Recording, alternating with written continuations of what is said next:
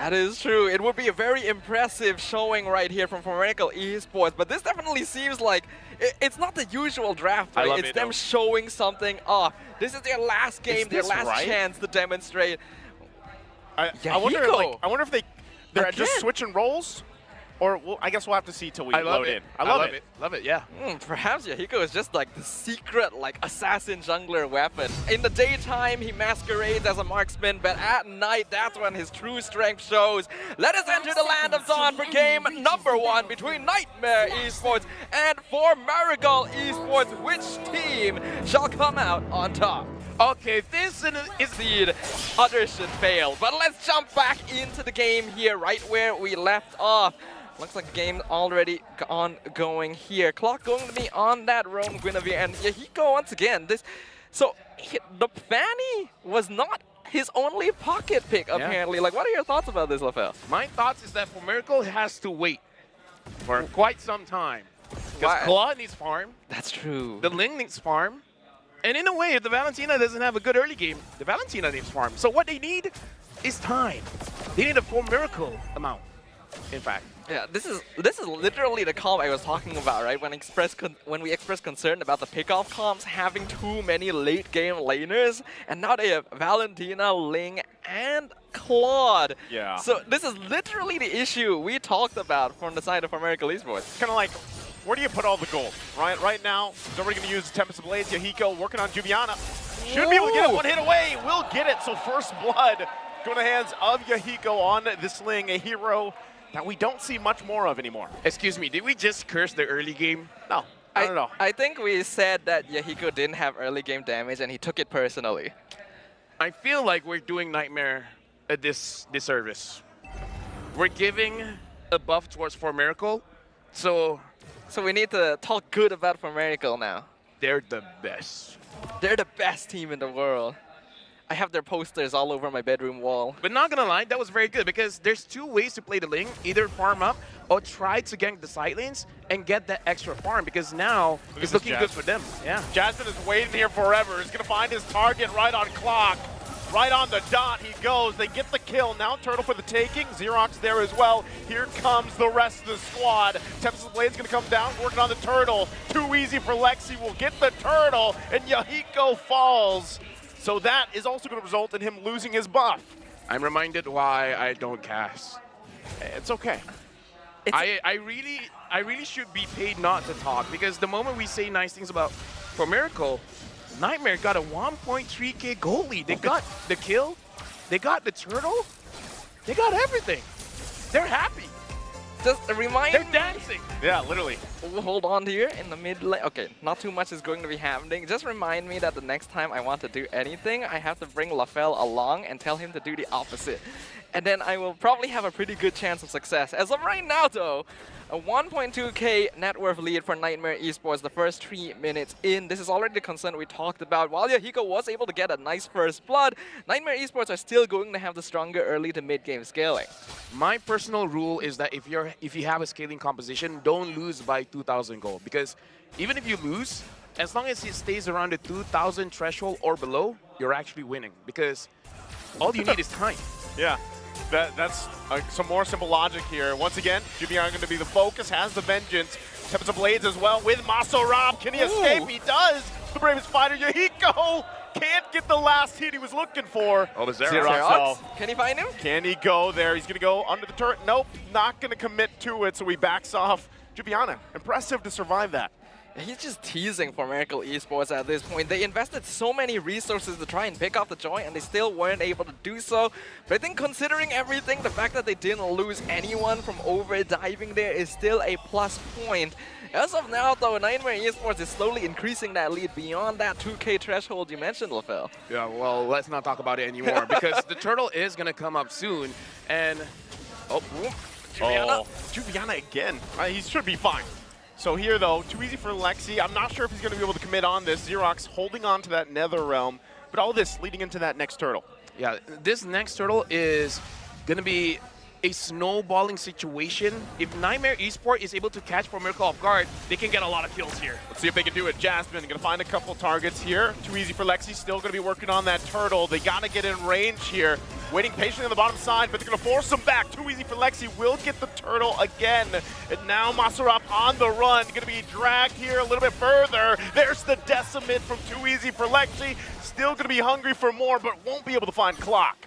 A good start by Nightmare Esports, and while it seemed like Miracle Esports had been able to respond fairly well, right now they just don't have enough zoning tools. Too many late game heroes, and only having the Guinevere as a frontliner is not going to be able to defend you from the insane dive that Juviana, Lexi, and Jasmine have at their disposal. So things not looking good for Miracle in these first few minutes.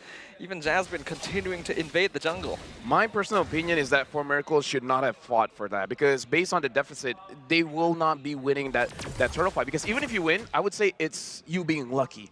So instead of taking like a 50-50 chance, might as well just avoid the turtle altogether, especially if you see Nightmare Esports grouping up there. Try to find farm somewhere else. Try to invade the Nightmare Esports jungle. Get as much objective or farm there. That's a better way to play the macro game, because they need the farm. They don't need the turtle. Yeah, I may have to agree with you here. Considering how much mobility For Miracle have as well with Lunatic Panda and Yahiko, that should be the play, but here they go again. Oh, Cammy, once again, using that Zalman force. Tempest Blade's gonna come down. Soul joining the fight. Gonna push him back, though. So still, even given all that, they still can't grab the kill they're looking for top side. Yeah, it looks like they're trying to force things out that doesn't have to be forced out, because, like I said, it's not going to be easy for Clock to catch anyone off guard, because there's so many ways for them to run away. And as I say that, okay, Cammy still survives. Yep, and now, okay, they get the flicker out from Clock. Lunatic Panda is here. Jasmine waiting in the whims alongside Soul. They're going to jump in, finds the Rage. Going to lock him down, gets the Blazing Duet out. And now Xerox here for the fight. Clock falls onto the turret, and no one else able to help out. So they're going to get the turret as well. I think all things considered, it's not too bad only losing Clock there when it's a full 5-man dive by Nightmare Esports. Xerox was able to arrive just in time to get that Nether Realm to save Lunatic Panda's life. But the timer is definitely ticking down for Miracle Esports at this point. Nearly a 5k net worth lead now for Nightmare. The turtle in their control completely at this stage.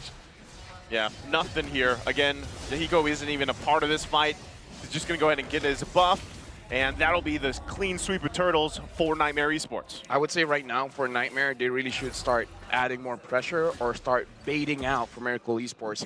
just you know, hide. Is Jasmine everyone. doing that? Look at him. Oh yeah. Well, he's going to jump in right on Masarap. Gets the Rage, the lockdowns here. Bravest fighter in, trying to go for Soul, but he will fall. Again, just left in the whims here. How does Jasmine even get in that brush without Masarap noticing? Like, he definitely was not expecting the backdoor there from Nightmare Esports. And right now, the rotations from the blue side of the map are very clean. Oh! I almost saw you, basically. An anime moment there. Now under the turret. Jasmine could be in trouble here. Still going to be looking for the kill. Xerox there, and now Soul joining with the Nether Realm, and they disengage. Even in moments like that, For Miracle is having a hard time getting a kill. That was a beautiful dive. It was. By both of them. That was an action shot. That was an action shot. Yeah. That should be in a trailer. Perhaps even a spoof trailer. Well, you heard them, Clippers, everyone. Oh, yeah, that is the time to go for it. I'm pretty sure they're going to be eyeing that opportunity every moment they get. But Nightmare Esports now really upping the ante. They know that they're starting to hit their power spikes. They're starting to get the first and second items, and that is where they're going to be strongest in Fallout team fights against Miracle Esports. Oh! Yeah, they'll be fine. Oh, Jasmine, though, actually still wants to press the situation here. Masarap's going to be the one to jump in. Zalman forced under the turret, forcing For Miracle back. Flicker goes in too. They're under the turret again. Nether Realm in response. And they can't do anything with that. They have to back off. Meanwhile, Yahiko spending time in Nightmare Esports' jungle. This is what they need to do, avoid the fights. If you're all at mid, we'll go to the side lanes. If you're all at the side lanes, we're going for mid. If you're everywhere, we'll be nowhere. That's the mindset. That's the mindset. That's the mindset. If they don't know what we're doing, just don't know what we're doing and we're all good. That's peak XP lane mindset, by the way. yeah. Oh, Xerox. Xerox still going to be up here. No one falling just yet, but this is Lord for the taking for Nightmare Esports, even with that, unless, once again, the information can come here for Miracle. Yahiko does have that purple buff. Can he actually steal this away? He's taking quite a bit of damage himself. They force the Tempest of Blades out, and right now he has nowhere to go unless he can pull something amazing off, but he's forced back too much, and Nightmare Esports plays that so well, keeping Miracle at bay. Juviana wants this kill on clock. He's looking for it, and he grabs it as he backs off here, Nightmare Esports. The way that Nightmare Esports is splitting these fights apart and zoning out for Miracle is incredible here.